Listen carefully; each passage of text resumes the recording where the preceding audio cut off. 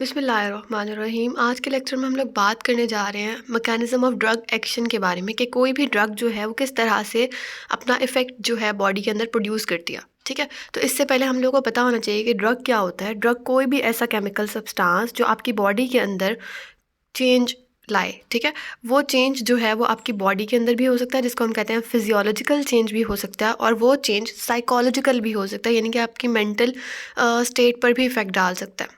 ठीक है, जैसे एंटी डिप्रेशन की जो मेडिसिन होती हैं वो आपके माइंड को, आपके इम्यून सिस्टम को थोड़ा स्लो कर देती हैं, आपके माइंड को थोड़ा रिलैक्स कर देती हैं, तो वो इस तरह से इफ़ेक्ट करती हैं। तो वो इफ़ेक्ट जो है वो साइकोलॉजिकल इफ़ेक्ट होगा। इसके अलावा अगर आपकी बॉडी पेन है या हेडेक है या फिर टूथिक है, उसके लिए आप जो मेडिसिन यूज़ करते हैं वो फिजियोलॉजिकली आपकी बॉडी के अंदर चेंज लाती हैं। ठीक है, तो वो फिजियोलॉजिकल इफ़ेक्ट होता है जिसमें वो आपकी बॉडी के अंदर चेंज लाती हैं। ठीक है, तो अब हम देखते हैं कि मैकेनिज़्म ऑफ ड्रग एक्शन क्या होता है।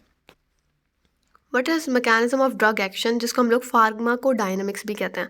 इसको क्या कहते हैं कि इसमें ड्रग इफ़ेक्ट प्रोड्यूस करने के लिए जो भी स्टेप्स या जो भी पाथ फॉलो करती है उसको हम कहते हैं मैकेनिज़्म ऑफ ड्रग एक्शन।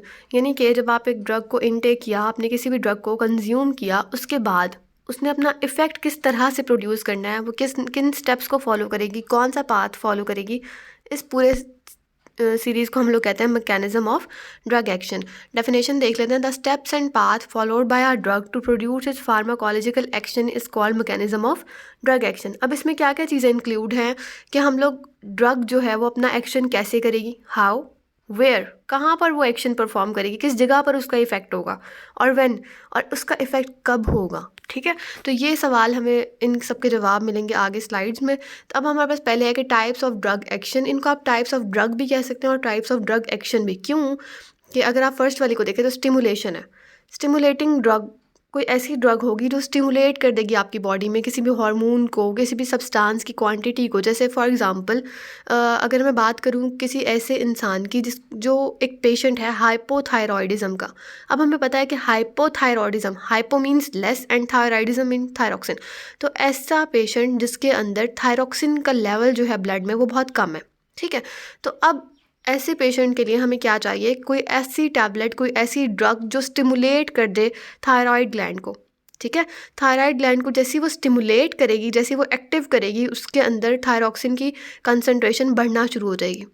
ठीक है, थायरॉक्सिन ज़्यादा बनना शुरू हो जाएगा तो वो ब्लड में ज़्यादा इंक्लूड हो जाएगा। जब ब्लड में ज़्यादा ऐड हो जाएगा तो ये बीमारी कम हो जाएगी या ख़त्म हो जाएगी। तो मतलब कि बताने का मकसद क्या था कि स्टिमुलेशन जो है, स्टिमुलेटिंग ड्रग्स या स्टिमुलेशन एक्शन जो है, ये क्या है कि इसमें किसी भी चीज़ की कंसंट्रेशन इंक्रीज़ होती है, किसी भी हार्मोन को या किसी भी एंजाइम को स्टिमुलेट किया जाता है, उसको एक्टिव किया जाता है।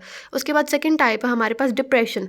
डिप्रेशन यहाँ पर वो दूसरा वाला डिप्रेशन नहीं है, यहाँ डिप्रेस जैसे कम करना होता है ना, वो वाला डिप्रेशन है। तो उसमें क्या है कि कम करने के लिए हमने ऊपर क्या कहा, स्टिमुलेट करने के लिए, बढ़ाने के लिए, इंक्रीज़ करने के लिए किसी भी चीज़ को मेडिसिन ड्रग्स यूज़ होती हैं। ड्रग का एक्शन क्या है, स्टिमुलेशन है।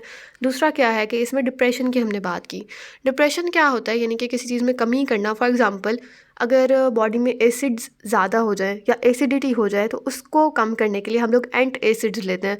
एंट एसिड्स का क्या काम होता है कि वो हमारी बॉडी के अंदर एसिड्स को न्यूट्रलाइज करते हैं, एसिड्स को कम करते हैं। ठीक है, तो यानी कि ऐसी मेडिसिन या ऐसी ड्रग्स जो डिप्रेस करेंगे किसी भी चीज़ को, चाहे वो एसिड्स हो, चाहे वो कोई और चीज़ हो। अगर थायराइड को भी देखें हम लोग कि थायराइड में अगर हमें कमी करनी है तो उसके लिए हम लोग PTU एक मेडिसिन है जिसका नाम है प्रोपाइल थायोल यूरासिल, वो यूज़ करते हैं। वो क्या करती है, वो हाइपरथायरॉयडिज्म को कम करती है। यानी कि अगर बॉडी में बहुत ज़्यादा थायरॉक्सिन हो गया तो वो थायरॉक्सिन को कम करने में हेल्प आउट करती है। इसी तरह से लेंथेनम्स हैं, कोलेस्टिपोल्स हैं, ये सब डिक्रीज़ करने में काम आते हैं किसी भी चीज़ को। फिर है साइटोटॉक्सिक। साइटोटॉक्सिक ड्रग्स या साइटोटॉक्सिक जो एक्शन है ये क्या होता है, साइटोटॉक्सिक्स को हम लोग ना एंटी नियोप्लास्टिक्स भी कहते हैं। और इसके अंदर ऐसे केमिकल्स होते हैं जो अननेसेसरी सेल्स के लिए हार्मफुल होते हैं, टॉक्सिक होते हैं। इसका क्या मतलब है, फॉर एग्जांपल कैंसीरियस सेल, आपको पता है कि वो एक अननेसेसरी ग्रोथ हो रही होती है जो कि रुक नहीं रही होती और वो सेल्स हमें चाहिए भी नहीं होते। ठीक है, तो एक्स्ट्रा सेल्स, कैंसीरियस सेल्स बढ़ रहे होते हैं। तो साइटोटॉक्सिक मेडिसिन हम लोग यूज़ करते हैं उनके लिए। इनके अंदर ऐसे केमिकल्स होते हैं जो उन सेल्स को डिस्ट्रॉय करते हैं, उनकी ग्रोथ को रोकते हैं। ठीक है, उनकी रेप्लिकेशन को रोकते हैं। तो साइटोटॉक्सिक्स या एंटी नियोप्लास्टिक्स ऐसी ड्रग्स होते हैं जिनके अंदर केमिकल्स होते हैं जो उन सेल्स को डिस्ट्रॉय करते हैं, कैंसीरियस सेल्स को, और उनकी रेप्लिकेशन और ग्रोथ को रोकते हैं। नेक्स्ट हमारे पास है anti microbial action. Anti microbial नाम से पता लग रहा है कि कोई ऐसी ड्रग्स हैं या ऐसा ड्रग एक्शन है जो इनहिबिट कर रहा है ग्रोथ ऑफ बैक्टीरिया को, ठीक है, यानी कि ये बैक्टीरिया की ग्रोथ को इनहिबिट कर रहा है, बैक्टीरिया को बढ़ने नहीं दे रहा। इसी तरह से ये माइक्रोबियल कॉलोनीज़ नहीं बनने दे रहा। माइक्रोबियल कॉलोनीज़ क्या होती हैं, आपको पता है कि बैक्टीरिया माइक्रो ऑर्गेनिजम्स वगैरह जो है ये कॉलोनीज़ बना लेते हैं अपनी, जब इनकी अमाउंट बहुत बढ़ जाए, ठीक है, तो क्या है कि इनकी कॉलोनीज़ नहीं बनने देता। इसी तरह से माइक्रो ऑर्गेनिजम्स को डिस्ट्रॉय कर देता है। तो एंटी माइक्रोबियल के बहुत सारे काम हैं। ये ग्रोथ को रोकता है, ठीक है, ये माइक्रो ऑर्गेनिजम्स को डिस्ट्रॉय करता है और ये माइक्रोबियल कॉलोनीज़ बनने से रोकता है। उसके बाद नेक्स्ट हमारे पास है मॉडिफिकेशन ऑफ इम्यून सिस्टम। अभी जो मॉडिफिकेशन है ये दो तरह की हो सकती है, या तो ये इम्यूनो स्टिमुलेंट्स होंगे ड्रग्स, या फिर इम्यूनो सप्रेसेंट्स होंगे। इम्यूनो स्टिमुलेंट्स कौन से होते हैं, जो फॉर एग्जांपल आपको कोई डिजीज़ हो गई है, कोई बीमारी है, तो उसके अंदर आपके अंदर रेजिस्टेंस पैदा करने के लिए, जैसे कुछ लोग हैं, जैसे मैं भी हूँ, मुझे फ्लू बहुत जल्दी हो जाता है, ठीक है, मतलब allergy, I am allergic to pollens and dust. तो इसमें क्या होता है कि आपके अंदर इम्यूनिटी बहुत कम हो जाती है, ठीक है, डस्ट और पॉलेंट से एलर्जिक होते हैं, आपको बहुत जल्दी ये चीज़ें असर करती हैं। तो इसके लिए अगर आप कुछ इम्यूनो स्टिमुलेंट्स लें जो आपकी इम्यूनिटी को स्ट्रॉन्ग करें, ठीक है, आपके इंक्रीज़ होस्ट रेजिस्टेंस, यानी कि जो इंसान है इसके अंदर उस डिज़ीज़ को लेकर थोड़ी सी रेजिस्टेंस बढ़ा दी जाए कि वो बर्दाश्त ज़्यादा हो जाए, ठीक है, तो इम्यूनिटी इंक्रीज़ होती है इस तरह की मेडिसिन से। अगर इसके बारे में बात करें तो इम्यूनो सप्रेसेंट्स के बारे में अगर हम बात करें, इम्यूनो सप्रेसेंट्स ऐसी मेडिसिन्स होती हैं जो आपके दिमाग को सुन्न कर देती हैं या आपके नर्वस सिस्टम को थोड़ा सा स्लो कर देती हैं, ठीक है, या आपके जो इम्यून सिस्टम होता है उसको थोड़ा स्लो कर देती हैं। जिस तरह से मैंने आपको पहले बताया था डिप्रेशन वाली चीज़ में, कि उसमें हम लोग एंटी डिप्रेसिंग मेडिसिन लेते हैं, वो हमारे माइंड को थोड़ा रिलैक्स कर देती हैं और इम्यून सिस्टम को थोड़ा सा वीक कर देती हैं, और साथ में जो है वो हमारी बॉडी में थोड़ी सी रिलैक्सेशन आ जाती है। ये थोड़ी सी नींद वगैरह की जो मेडिसिन्स होती हैं वो इसमें इंक्लूड हैं, ठीक है। तो ये हमारे पास हो गई टाइप ऑफ ड्रग एक्शन, जिसमें हमारे पास स्टिमुलेशन किसी चीज़ को बढ़ाने के लिए, डिप्रेशन कम करने के लिए, रिप्लेसमेंट मैं भूल गई, इसके बारे में हम लोगों ने बात नहीं की। रिप्लेसमेंट में क्या होता है कि ये दोनों तरह से यूज़ हो सकती है, या तो बॉडी में अमाउंट बहुत ज़्यादा बढ़ रही है किसी चीज़ की, तो जाके वो ड्रग जो है वो रिप्लेस कर देगी, सबस्ट्रेट की जगह पर खुद अटैच हो जाएगी और वो चीज़ बनने नहीं देगी, इस तरह से उसकी अमाउंट कम हो जाएगी, ठीक है। तो इस तरह से यूज़ होती है। रिप्लेसमेंट में क्या होता है कि ड्रग जो है वो सबस्ट्रेट की जगह ले लेती है। सबस्ट्रेट और एंजाइम्स क्या होता है हम लोग आगे जाकर देखेंगे। नेक्स्ट हमारे पास मैकेनिज्म ऑफ ड्रग एक्शन के अंदर 4 किस्म की प्रोटीन्स या 4 किस्म की फंक्शनल प्रोटीन्स यूज़ होती हैं, जिसमें पहली है हमारे पास है एंजाइम्स, दूसरी है आयन चैनल्स, तीसरी है ट्रांसपोर्टर्स और फोर्थ है रिसेप्टर्स। एंजाइम्स हम लोग को पता है, हम बचपन से ही तकरीबन पढ़ते आ रहे हैं कि एंजाइम्स जो हैं वो ऐसी प्रोटीन्स होती हैं जो केमिकल रिएक्शन का रेट बढ़ा देती हैं, केमिकल रिएक्शन को स्पीड अप कर देती हैं, और वो बग़ैर किसी एक्सटर्नल एनर्जी सोर्स के इस तरह करती हैं, ठीक है, यानी कि कोई एनर्जी सोर्स नहीं होता, उनको कोई एनर्जी नहीं चाहिए होती, एंजाइम्स को कोई एनर्जी नहीं चाहिए होती स्पीड अप करने के लिए रिएक्शन को, वो एंजाइम्स खुद ब खुद स्पीड अप कर देते हैं केमिकल रिएक्शन को जिसमें भी यूज़ हो। लेकिन एंजाइम्स जो हैं ये रिएक्शन स्पेसिफिक होते हैं, ये हर जगह नहीं कि हर रिएक्शन के लिए आप एक ही एंजाइम यूज़ कर लो, ऐसे नहीं हो सकता। तो एंजाइम्स क्योंकि प्रोटीन्स और प्रोटीन्स की डिफरेंट टाइप्स है, तो एंजाइम्स की भी बहुत सारी टाइप्स हैं, different types of enzyme different reactions के लिए यूज़ होती हैं, वो स्पेसिफिक सब्सटेंसेस के ऊपर या स्पेसिफिक सबस्ट्रेट्स के ऊपर एक्ट करती हैं, ठीक है। तो एंजाइम्स, अब हमारे पास है कि ड्रग एंजाइम इंटरेक्शन, कि ड्रग की और एंजाइम की इंटरेक्शन क्या है, यानी कि अगर हम बात कर रहे हैं कि जो मैकेनिज्म है उसके अंदर एंजाइम्स यूज़ होते हैं, तो ड्रग का इससे क्या ताल्लुक होगा, क्या इंटरेक्शन होगी दोनों में। तो ड्रग जो है वो सबस्ट्रेट से सिमिलर होती है, यानी कि जैसा हमारे पास सबस्ट्रेट होगा ना उस तरह की होगी। फॉर एग्जांपल मैं आपको बताती हूँ कि ये हमारे पास है एक एंजाइम, ठीक है, ये हमारे पास एंजाइम है और इस एंजाइम के लिए कुछ इस तरह का सबस्ट्रेट होगा, ठीक है। तो जो हमारे पास ड्रग होगी उसका स्ट्रक्चर भी मोर और लेस सिमिलर टू सबस्ट्रेट होगा, यानी वो भी सबस्ट्रेट की तरह की होगी कि वो इजीली जाकर एंजाइम में एडजस्ट हो सकती है, ठीक है। अगर ये आए तो ये इजीली यहाँ प्लेस हो सकता है ना, इस जगह पर, इधर ये फिल हो जाएगा सारा इस तरह से, तो ये इजीली जाकर सबस्ट्रेट की जगह पर बाइंड हो सकती है, ठीक है, और उसकी एक्टिविटी में भी चेंज आ जाएगा, क्योंकि यहाँ पर सबस्ट्रेट को अटैच होना चाहिए था लेकिन सबस्ट्रेट नहीं हुआ, उसकी जगह पर ड्रग आकर अटैच हो गई जिसका जो है वो स्ट्रक्चर सेम था। तो डिफरेंट चीज़ें हो सकती हैं, या तो वो इस एंजाइम को ज़्यादा एक्टिव कर देगी या फिर इस एंजाइम की एक्टिविटी को रोक देगी, इनहिबिट कर देगी। तो अब पढ़ के देखते हैं। A drug is similar to substrate, drug जो है वो सबस्ट्रेट से सिमिलर होती है, बाइंड्स विद एंजाइम, एंजाइम के साथ बाइंड हो जाती है, and cause changes in their activity, और उसकी एक्टिविटी में चेंज लाती है। वो चेंज क्या हो सकता है, या तो एक्टिवेशन हो जाएगी एंजाइम की बहुत ज़्यादा, या फिर इनहिबिशन हो जाएगी, ठीक है, यानी या तो एंजाइम बहुत ज़्यादा वर्क करने लगेगा या फिर एंजाइम जो है वो वर्क नहीं करेगा, इनहिबिट हो जाएगा। अब देखें ये वही चीज़ है जो मैंने आपको पहले बताई कि एंजाइम इस तरह से है, ये हमारे पास सबस्ट्रेट मॉलिक्यूल्स हैं। ठीक है, सबस्ट्रेट आए दो यहाँ पर अटैच हुए, इस तरह से एंजाइम और सबस्ट्रेट का कॉम्प्लेक्स बन गया। जब एंजाइम और सबस्ट्रेट का कॉम्प्लेक्स बना, इन दोनों ने रिएक्शन किया और ये एंजाइम प्रोडक्ट कॉम्प्लेक्स बन गया। पहले क्या था? एंजाइम सबस्ट्रेट कॉम्प्लेक्स, अब है एंजाइम प्रोडक्ट कॉम्प्लेक्स, और एंड में हमारे पास ये प्रोडक्ट आ गया। ठीक है, अब अगर फॉर एग्जांपल हमें ये, जैसे हम लोगों ने जिक्र किया हाइपर थायरॉयडिज्म का, अगर बॉडी में थायरॉक्सिन की अमाउंट बहुत ज़्यादा बढ़ गई है और आपको उसको रोकना है। ठीक है, तो अब फॉर एग्जाम्पल मैं एक एग्जांपल दे रही हूँ कि आपने इस एंजाइम को रोकना है कि सबस्ट्रेट अटैच ना हो और थायरॉक्सिन ना बने। ठीक है, फॉर एग्जांपल ये प्रोडक्ट जो है ये थायरॉक्सिन है, आपने इसकी क्वांटिटी को रोकना है। तो यहाँ क्या होगा, इस सबस्ट्रेट की जगह पर इस तरह का ही एक ड्रग आके यहाँ पर अटैच हो जाएगा। जब ड्रग यहाँ पर अटैच हो जाएगी तो क्या होगा कि यहाँ पर सबस्ट्रेट तो अटैच नहीं हुआ, ये प्रोसेस सारा होगा लेकिन प्रोडक्ट नहीं बनेगी। ठीक है, प्रोडक्ट नहीं बनेगी क्योंकि उसकी सबस्ट्रेट की जगह पर वहाँ पर आकर ड्रग अटैच हो जाएगा। उसके बाद है हमारे पास इनहिबिटर्स। अब इनहिबिटर्स क्या होते हैं? ऐसे सब्सटेंसेस जो रिएक्शन को स्लो डाउन कर देते हैं या रोक देते हैं। किस तरह से? कि वो सबस्ट्रेट की जगह पर खुद अटैच हो जाते हैं। ठीक है, या फिर और प्रोसेसेस क्या हैं कि वो रिड्यूस कर देते हैं एक्टिविटी ऑफ रिएक्टेंट को, कैटलिस्ट को या फिर एंजाइम को। कि यही तरीका है ना, या तो आप कैटलिस्ट कम कर दो तो रिएक्शन स्लो हो जाएगा, या फिर आप जो है वो रिएक्टेंट्स कम कर दो, उससे भी रिएक्शन स्लो हो जाएगा, या फिर आप एंजाइम कम कर दो। ठीक है, तो एंजाइम भी कम हो जाएंगे तो जाहिर है जहाँ पर सबस्ट्रेट के अटैच होने की जगह ही नहीं बचेगी, थोड़े से एंजाइम्स होंगे तो रिएक्शन भी स्लो हो जाएगा। तो ये 3 तरह के प्रोसेस है जो इनहिबिटर्स करते हैं। इनहिबिटर्स की आप शक्ल देख लेंगे इस तरह से। एक एग्जांपल है कि ये हमारे पास एंजाइम है जिसके अंदर इस सबस्ट्रेट ने आके फिट हो जाना था। ठीक है, लेकिन ये इनहिबिटर अगर यहाँ आकर अटैच होगा तो ये वाला पोर्शन तो ये ऑक्यूपाई कर लेगा लेकिन इस जगह पर भी आएगा। ठीक है, इस तरह से। तो क्या होगा कि ये खुद ऑक्यूपाई कर लेगा और सबस्ट्रेट की जगह ही नहीं बचेगी, तो प्रोडक्ट ही नहीं बनेगा। ऐसे ही है ना, अगर सबस्ट्रेट आके अटैच होता तो प्रोडक्ट बनना था, लेकिन यहाँ पर जब इनहिबिटर आके अटैच हो जाएगा तो प्रोडक्ट नहीं बनेगा।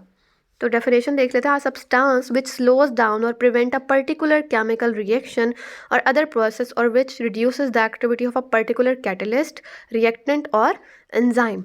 ठीक है, उसके बाद हमारे पास टाइप्स हैं, कंपेटिटिव और नॉन कंपेटिटिव इनहिबिटर्स हैं। 2 टाइप्स हैं इनहिबिटर्स की। तो इनहिबिटर्स कंपेटिटिव और नॉन कंपेटिटिव का क्या मतलब होता है, ये बताने से पहले ना हम ये डायग्राम डिस्कस करते हैं, आपको फिर समझ में आएगी। तो डायग्राम में देखें, ये हमारे पास है कंपेटिटिव इनहिबिशन। कंपेटिटिव इनहिबिशन में क्या होता है कि इसके अंदर इनहिबिटर जो होता है वो एक्टिव साइट के ऊपर आके अटैच हो जाता है। जहाँ पर सबस्ट्रेट ने अटैच होना था ना, उसकी जगह पे खुद आके बैठ जाता है। देखें, जैसे यहाँ पर ये सबस्ट्रेट था, इसने आके अटैच होना था तो एंजाइम मतलब बिल्कुल फिट आ जाना था, लॉक एंड की मॉडल की तरह बिल्कुल फिट हो जाना था। लेकिन क्या हुआ कि जहाँ सबस्ट्रेट ने अटैच होना था उसकी जगह पर आकर यहाँ पर एक ड्रग लग गई है। ठीक है, इनहिबिटर लग गया यहाँ पर। तो इस इनहिबिटर ने क्या किया, एक्टिव साइट को ब्लॉक कर दिया। जब इसने एक्टिव साइट को ब्लॉक कर दिया है तो सबस्ट्रेट तो अब यहाँ पर नहीं अटैच हो सकता। इस चीज़ को हम कहते हैं कंपेटिटिव इनहिबिशन, और ये होती है रिवर्सिबल। यानी कि ये अगर हट जाएगा ना यहाँ से इनहिबिटर तो सबस्ट्रेट अटैच हो जाएगा, तो ये चीज़ होती है रिवर्सिबल। उसके बाद अगर हम बात करें नॉन कंपेटिटिव इनहिबिशन की, तो इसके अंदर बजाय सबस्ट्रेट ऊपर एक्टिव साइट के ऊपर अटैच होने के, ये थी ना एक्टिव साइट, ये एक्टिव साइट, इसके ऊपर अटैच होने के बजाय नीचे वाली साइड पर अटैच हो जाता है, इस जगह पर। ठीक है, जब ये नीचे वाली साइड पर अटैच हो जाएगा तो इससे क्या होगा कि ऊपर ज़्यादा चेंज नहीं आएगा मगर थोड़ी सी चेंजिंग आ जाएगी। अब देखिए, जैसे यहाँ पर इसके कॉर्नर्स किस तरह के थे और इधर इसके कॉर्नर्स बेंट हो गए, इसकी ये वाली शेप थोड़ी सी चेंज हो गई, डिस्टॉर्ट हो गई, जो थी उससे चेंज हो गई। अब क्या है, अब ये तो नीचे लगा हुआ है, जगह तो खाली है। अब सबस्ट्रेट आके जितना मर्जी अटैच होना चाहे वो अटैच नहीं हो पाएगा। क्यों? शेप में थोड़ी सी चेंजिंग आ गई, शेप वो नहीं रही। तो ये था नॉन कंपेटिटिव इनहिबिटर। तो डिफरेंस अगर हम देखें दोनों में क्या होता है, तो जो कंपेटिटिव इनहिबिटर है वो सिमिलर होता है स्ट्रक्चर उसका नॉर्मल सबस्ट्रेट से। ठीक है, मोर और लेस सिमिलर होता है। जबकि नॉन कंपेटिटिव इनहिबिटर जो होता है उसका स्ट्रक्चर डिफरेंट भी हो सकता है और सेम भी, लेकिन वो ऊपर आके अटैच नहीं होगा। और ये जो है कंपेटिटिव इनहिबिटर, ये अटैक करता है एक्टिव साइट के ऊपर, जबकि नॉन कंपेटिटिव इनहिबिटर जो है ये अटैक नहीं करता एक्टिव साइट पे। ठीक है, ये एक्टिव साइट के अलावा कहीं और अटैच हो जाता है। फिर है compete for catalytic binding site. ये वही चीज़ होगी कि ये बाइंडिंग साइट के साथ, बाइंडिंग साइट के ऊपर कम्पीट करता है, यानी लड़ता है और ख़ुद अटैच होता है वहाँ पे। जबकि ये जो है ये बाइंडिंग साइट के लिए नहीं लड़ता, ये कहीं पर भी अटैच हो जाता है। फिर है unable to form functional product, क्योंकि जाहिर है जब सबस्ट्रेट को अटैच नहीं होने दिया इनहिबिटर खुद अटैच हो गया है एक्टिव साइट पर, तो प्रोडक्ट बनेगा ही नहीं। लेकिन इनके केस में देखें कि reduce the catalytic efficiency of enzyme, enzyme की एफिशिएंसी कम कर देता है। क्यों? क्योंकि सबस्ट्रेट की जो शेप थी एंजाइम की भी उस तरह की होनी चाहिए थी ताकि लॉक एंड की मॉडल की तरह दोनों जुड़ जाएं, लेकिन उसकी शेप ही चेंज हो गई एंजाइम की, तो जाहिर है उसकी एफिशिएंसी भी कम हो गई। ये रिएक्शन जो है ये रिवर्सिबल है, जबकि हमारे पास नॉन कंपेटिटिव इनहिबिशन जो है वो इरिवर्सिबल है। यानी ये एक बार एंजाइम की आपने शेप ही जब चेंज कर दी तो वो दोबारा से अगर हट भी जाए, जैसे कि ये अगर यहाँ से रिमूव भी हो जाए ना, ये वाला हमारा जो इनहिबिटर था इनकम्पेटिटिव नॉन कंपेटिटिव इनहिबिटर जो था, अगर ये यहाँ से हट भी जाए तो कोई फ़ायदा नहीं है, ठीक है। शेप ऊपर से वैसे की वैसी रहेगी, तो इसलिए हमने कहा ये इरिवर्सिबल है।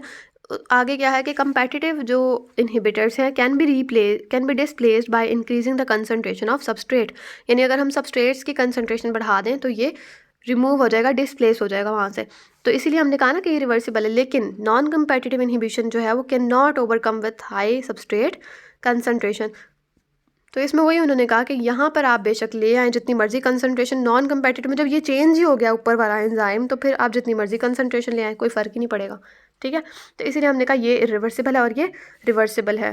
मुझे उम्मीद है कि आपको ये कॉन्सेप्ट क्लियर हो गया होगा। पहली चीज़ थी हमारे पास एंजाइम, जो हमने कहा था कि 4 फंक्शनल प्रोटीन्स ऐड हो रही हैं जो पार्टिसिपेट कर रही हैं ड्रग मैकेनिज्म में। तो फर्स्ट थी हमारे पास एंजाइम जो कि हमने पढ़ ली है। सेकंड हमारे पास है आयन चैनल्स। आयन चैनल्स क्या होती हैं? आयन चैनल्स भी प्रोटीन्स ही होते हैं, और चैनल से पता लग रहा है कि कोई रास्ता टाइप कुछ ऐसी चीज़ होगी, ऐसे क्या ना। तो आयन चैनल्स जो हैं वो प्रोटीन्स होती हैं जो प्लाज्मा मेम्ब्रेन के अंदर या फिर जो सेल के अंदर ऑर्गेनेलीज प्रेजेंट होती हैं उनकी मेम्ब्रेन्स के अंदर पाई जाती हैं, ठीक है। तो आयन चैनल्स जो है वो प्रोटीन्स होती हैं जो प्लाज्मा मेम्ब्रेन और ऑर्गेनेलीज की मेम्ब्रेन्स के अंदर पाई जाती हैं। इनका फंक्शन क्या होता है? आपको पता है कि मेम्ब्रेन्स का क्या फंक्शन होता है? कि मेम्ब्रेन जो है, फॉर एग्जांपल ये एक सेल है और ये सेल की साइड्स पर जो मेम्ब्रेन है, इसका काम होता है कि ये बहुत फ्यू एलिमेंट्स को, फ्यू एटम्स या आयंस को अंदर आने देती है। और प्लाज्मा मेम्ब्रेन तो है ही ऐसी कि ये बहुत कम आयंस को अपने अंदर से पास होने देती है। तो अब यहाँ पर आयन चैनल्स क्या करते हैं? ये जो आयन चैनल्स प्रेजेंट होते हैं प्लाज्मा मेम्ब्रेन के अंदर, ये क्या करते हैं इसके अंदर प्रेजेंट होके? ये यहाँ पर टिनी ओपनिंग्स प्रोड्यूस करते हैं, छोटे छोटे से होल्स प्रोड्यूस करते हैं जिनसे आयंस पास हो सकें, जिनसे ड्रग पास हो सके, ठीक है। तो एक तरह से हम कह सकते हैं जो आयन चैनल्स होते हैं ये पाथ प्रोवाइड करते हैं ड्रग के लिए कि ड्रग वहाँ से गुजर सके। फिर ion channels participate in transmembrane signalling and regulate intracellular ionic composition. Ionic composition कैसे है कि जो हमारे पास मेम्ब्रेन होती है उसमें इनसाइड जो होती है ना, इनसाइड द मेम्ब्रेन, मेम्ब्रेन के अंदर वाली साइड पर पोटाशियम के आयन ज़्यादा होते हैं, जबकि बाहर वाली साइड पर सोडियम के आयन ज़्यादा होते हैं। तो यहाँ से ये इंटरचेंज करते रहते हैं। इसी तरह से क्लोराइड आयन्स भी होते हैं, ये भी बाहर से अंदर आते रहते हैं। तो यहाँ इस तरह से ये रेगुलेट करती है इंट्रासेलुलर आयनिक कंपोजिशन को, यानी आयन्स की कंपोजिशन करती है। और ये फिर अगर इसके अंदर ज़्यादा जाएंगे तो ये टॉपिक हम लोग कहीं और चले जाएंगे, इसलिए हम इसको ज़्यादा डिस्कस नहीं करेंगे। ट्रांस मेम्ब्रेन सिग्नलिंग का क्या मतलब है कि यहाँ पर इलेक्ट्रिक मेम्ब्रेन पोटेंशियल चेंज होता रहता है। जैसे जैसे आयन चैनल्स खुलते हैं और बंद होते हैं उस तरह से वहाँ पर सिग्नल्स प्रोड्यूस होते हैं। और जब कोई आयन चैनल खुलता है या जब कोई आयन चैनल जो है वो क्लोज होता है तो साथ वाले आयन चैनल्स को पता चल जाता है, सिग्नल मिल जाता है, ठीक है। तो उसको हमने कहा ट्रांस मेम्ब्रेन सिग्नलिंग। फिर है आयन चैनल्स में भी लिगेंड गेटेड, जी प्रोटीन कपल्ड और वोल्टेज टाइप। अब आयन चैनल्स यानी कि जो गेट्स हैं, गेट्स आप कह सकते हैं, या जो मेम्ब्रेन्स हैं वो किस किस तरह की हो सकती हैं? वो लिगेंड गेटेड हो सकती हैं, यानी कि जैसे ही उनके साथ न्यूरोट्रांसमीटर आके बाइंड हो वो खुल जाती हैं, ठीक है। कैसे एक्टिव हो जाती हैं, ओपन हो जाती हैं जब न्यूरोट्रांसमीटर आके बाइंड होता है, वो होते हैं लिगेंड गेटेड, ठीक है। अगर हम बात करें जी प्रोटीन कपल्ड आयन चैनल्स की, तो ये डायरेक्टली एक्टिवेट हो जाते हैं अगर इनको लगे कि हमारे जैसा हमारी फैमिली का कोई और प्रोटीन का मॉलिक्यूल आया है। यानी कि अगर इनके फैमिलियर प्रोटीन कोई आए ना तो ये खुद ब खुद ओपन हो जाती हैं या एक्टिव हो जाती हैं। उसके बाद है वोल्टेज टाइप।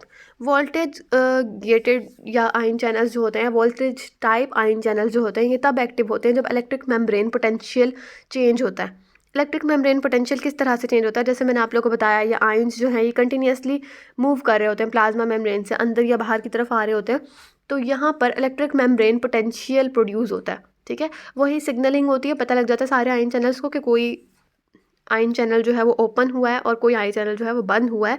तो क्या होता है कि डिफ्यूजन भी हो रही होती है, हाई से लो में जा रहे होते हैं कंसनट्रेशन में।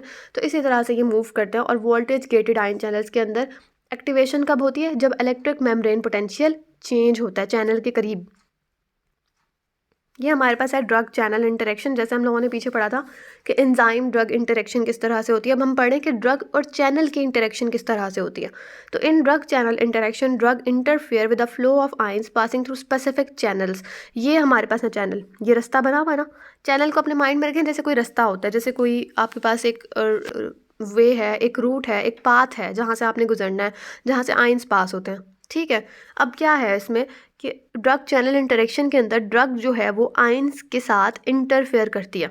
आयंस यहाँ से गुजर रहे हैं, फॉर एग्जांपल सोडियम के आयंस यहाँ से गुजर रहे हैं या कोई और, चले सोडियम के सपोज करते हैं, यहाँ से सोडियम के आयन गुजरते हैं। ठीक है, अब क्या है, ये इंटरफेयर करती है आयन चैनल्स के साथ। किस तरह से कि ये अगर ड्रग है, ड्रग आ गई यहाँ पर, ड्रग आके जब यहाँ पर अटैच हो गई तो सोडियम के आयंस तो नहीं गुजर सकते।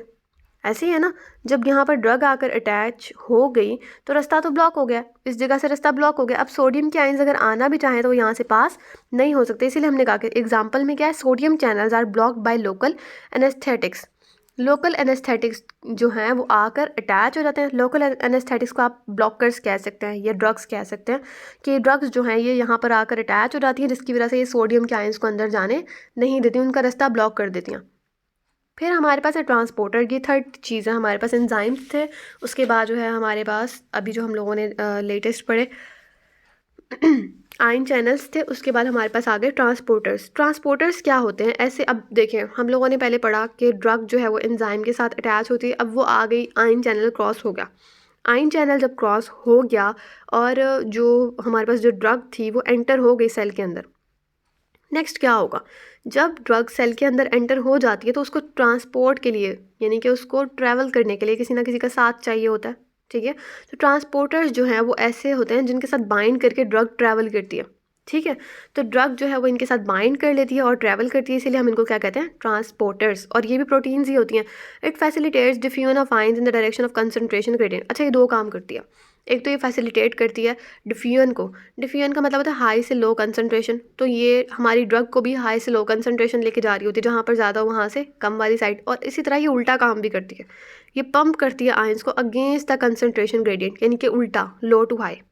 ठीक है, और using metabolic energy. Metabolic energy क्या होती है, वो एनर्जी जो मेटाबॉलिज्म के टाइम पर प्रोड्यूस होती है, यानी कि मेटाबॉलिक एक्टिविटी के टाइम पर वो एक्टिविटीज़ या वो रिएक्शंस जो बॉडी में हो रहे होते हैं नॉर्मली, उनसे जो एनर्जी प्रोड्यूस होती है उसको यूज़ करते हुए ये आयंस को पंप कर रही होती है ऑपोजिट साइड पे अगेंस्ट द कंसंट्रेशन ग्रेडियंट, यानी कि लो टू हाई।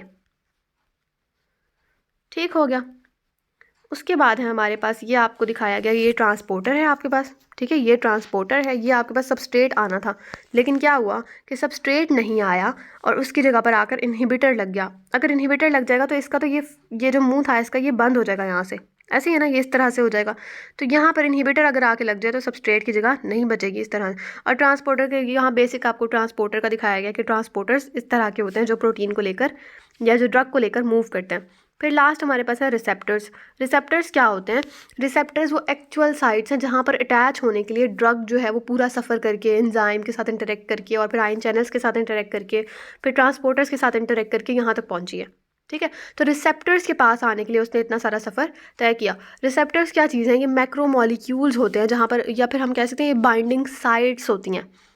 ये सेल की सरफेस के ऊपर भी हो सकती हैं और सेल के अंदर जाकर भी हो सकती हैं। ये क्या करती हैं, जैसे ही ड्रग इनके करीब आती है ये फ़ौरन सिग्नल को डिटेक्ट करती हैं।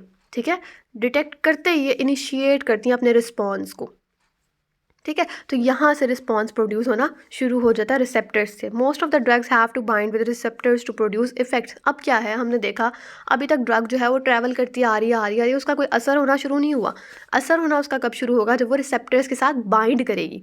तो यहाँ पर मोस्टली ड्रग्स जो हैं हमारी वो तभी इफेक्ट प्रोड्यूस करती हैं जब वो रिसेप्टर्स के साथ बाइंड हो जाती हैं। फिर हमारे पास the binding of drug with receptors may be of two types, reversible binding और इरिवर्सिबल बाइंडिंग। अब उन्होंने कहा कि जो बाइंडिंग है रिसेप्टर के साथ ड्रग की वो दो तरह की हो सकती है। रिवर्सिबल यानी कि वो अटैच हुई थोड़ी देर के लिए, उसने अपना इफेक्ट प्रोड्यूस किया, उसके बाद वो वापस अलग हो गई। और है इरिवर्सिबल। इरिवर्सिबल बाइंडिंग में क्या होता है कि यहाँ पर एक बार बाइंडिंग हो जाए फिर वो चेंज नहीं होगी, और जब तक वो रिसेप्टर जिंदा है या रिसेप्टर काम कर रहा है तब तक वो उसके साथ ही जुड़ी रहेगी ड्रग।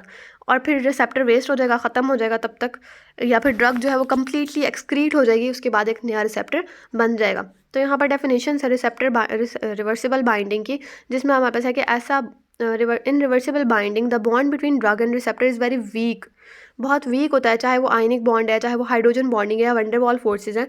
ये किस बेस पर है? ये नेचर ऑफ ड्रग की बेस पर है कि ड्रग की नेचर किस तरह की है, वो आयनिक बॉन्ड बनाएगी, हाइड्रोजन बॉन्डिंग करेगी या वंडरवॉल फोर्सेज, सारी वीक ही हैं ये, ठीक है।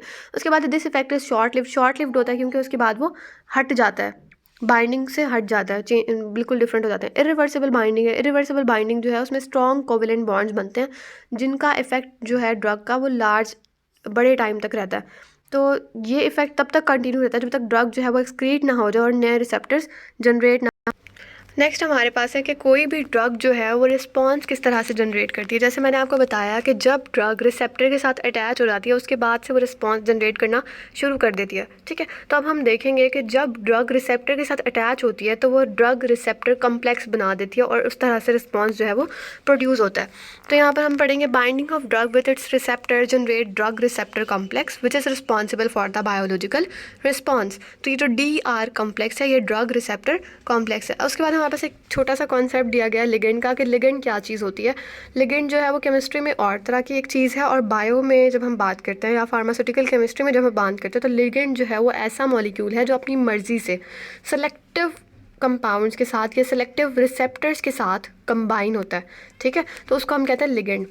उसके बाद हमारे पास जैसे फॉर एग्जांपल ये एक आपको रिसेप्टर नज़र आ रहा है, रिसेप्टर जो है उसके ऊपर आके लिगेंड अटैच हुआ और ये फर्दर चेंजेस के बाद इसमें रिस्पांस प्रोड्यूस हुआ। लिगेंड तो बेसिकली हम यहाँ पर कह सकते हैं रिसेप्टर जो हमने पीछे पढ़ा ना ये वाला DR कॉम्प्लेक्स, इसको हम लिगेंड कह सकते हैं क्योंकि अपनी मर्ज़ी से आकर ये रिसेप्टर साइट पर जो है वो अटैच होगा और उसके बाद रिस्पॉन्स जो है वो प्रोड्यूस होगा। उसके बाद हमारे पास है एफिनिटी और एफिकेसी। ये दो हमारे पास कॉन्सेप्ट्स हैं जिनको समझना आगे वाले कॉन्सेप्ट्स को समझने के लिए ज़्यादा इंपॉर्टेंट है। तो इसमें एफिनिटी का क्या मतलब होता है कि capacity of a drug to form a complex with receptor, यानी कि ड्रग के अंदर कितनी कैपेसिटी है कि वो रिसेप्टर के साथ बॉन्ड बनाए, रिसेप्टर के साथ बाइंड हो जाए। जितनी ज़्यादा एफिनिटी होगी ना उतनी ज़्यादा अच्छी तरह से, उतनी ज़्यादा स्ट्रांगली वो बाइंड हो जाएगा रिसेप्टर के साथ, ठीक है। तो ड्रग अगर हम कहें एफिनिटी कितनी है तो एफिनिटी का मतलब है कि ड्रग की रिसेप्टर के साथ बाइंड होने की जो एबिलिटी है, जो जो उसमें कैपेसिटी है, उसको हम कहते हैं एफिनिटी। उसके बाद एफिकेसी क्या है कि जब ड्रग और रिसेप्टर बाइंड हो गए और ड्रग रिसेप्टर का कॉम्प्लेक्स बन गया, अब रिस्पॉन्स प्रोड्यूस करने की कितनी एबिलिटी है उनके अंदर, कितनी कैपेसिटी है कि वो रिस्पॉन्स डेवलप कर सकें, ठीक है। जिस काम के लिए वो आए थे वो क्या था कि फार्माकोलॉजिकल इफेक्ट प्रोड्यूस करें, जिस काम के लिए वो ड्रग बनी है उसका वो काम पूरा करे, बॉडी के अंदर एंटर होके वो इफेक्ट जनरेट करे जिससे उसका काम पूरा हो। तो यहाँ तक हम लोगों ने देखा कि रिसेप्टर और ड्रग का कॉम्प्लेक्स बन गया। अब वो रिसेप्टर और ड्रग का कॉम्प्लेक्स जो है वो इफेक्ट प्रोड्यूस करेंगे, उस इफेक्ट प्रोड्यूस करने की कैपेसिटी कितनी ज़्यादा है उनके अंदर, उसको हम कहते हैं एफिकेसी।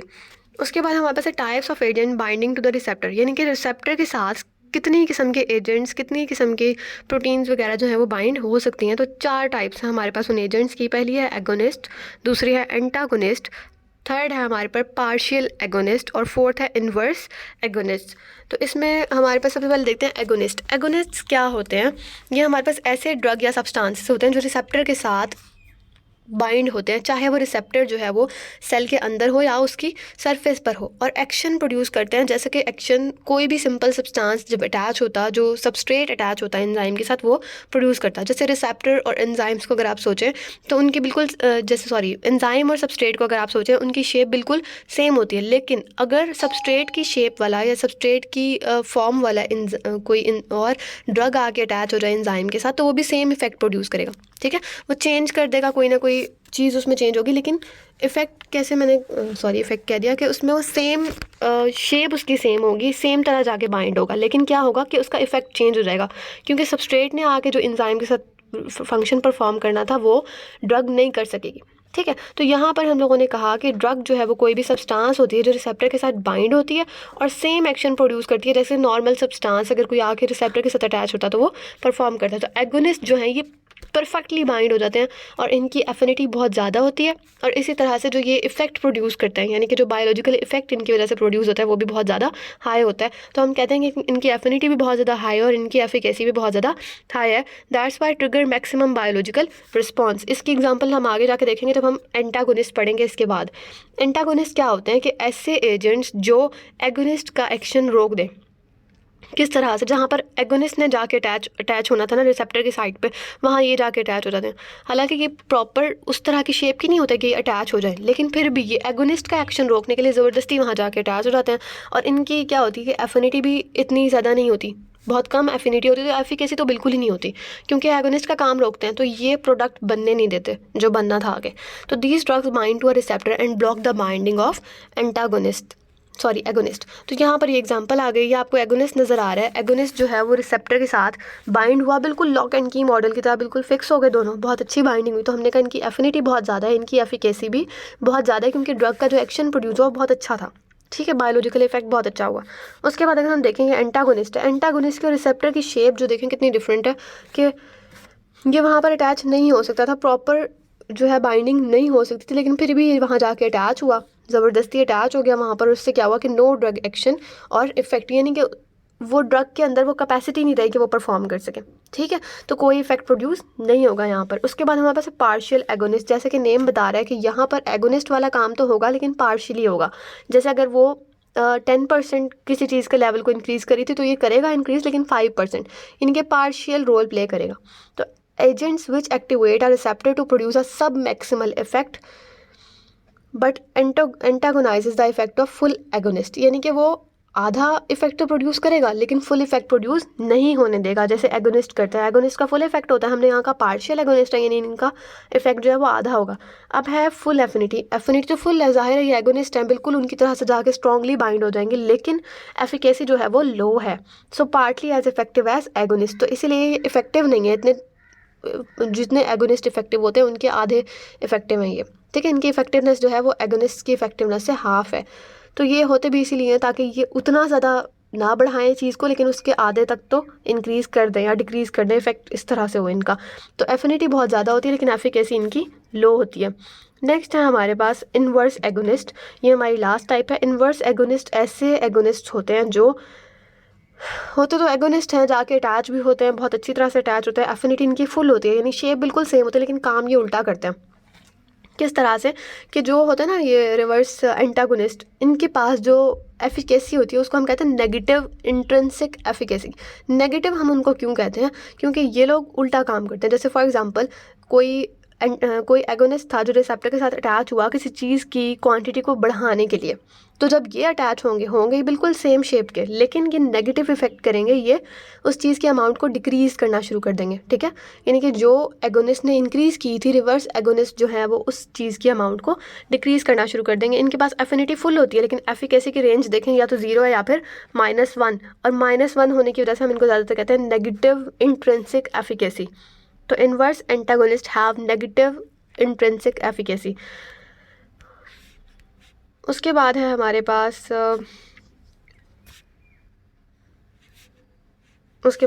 है एक वीडियो, लेकिन मैं इसमें ज़्यादा नहीं बताऊंगी, मैं आपको इस वीडियो की समरी बता देती हूँ कि इसमें क्या है।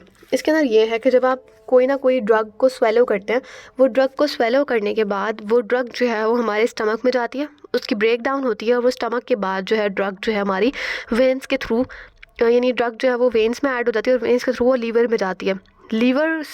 लीवर में ना बहुत सारे एंजाइम्स होते हैं जो ब्रेक डाउन के लिए होते हैं कि वो न्यूट्रलाइज़ कर दें, जो भी ड्रग हो उसकी जो भी पीएच हो उसको न्यूट्रलाइज़ कर दें। तो वहाँ से कुछ जो है वो न्यूट्रलाइज़ हो जाते हैं, तो वो ड्रग्स जो है वो खो देती हैं अपनी वो सलाहियत जिससे उन्होंने काम करना होता है। लेकिन बहुत सारे ड्रग के जो पार्टिकल्स होते हैं वो बगैर न्यूट्रलाइज़ हुए निकल जाते हैं वहाँ से, और फिर इस तरह से वो सर्कुलेट करते हैं बॉडी की जो वेन्स होती हैं उनके थ्रू हार्ट में जाते हैं, और हार्ट से फिर किडनीज़, लीवर, हर जगह घूमते हैं, और जहाँ पर उनकी ज़रूरत होती है वहाँ पर वो सारे जो ड्रग के पार्टिकल्स होते हैं वो कंबाइन होकर अपना इफेक्ट दिखाते हैं। तो ये ब्लड में ही मूव कर रहे होते हैं, पूरी बॉडी में भी मूव करता है। तो ये इस तरह से इनका एक्शन होता है। Thank you.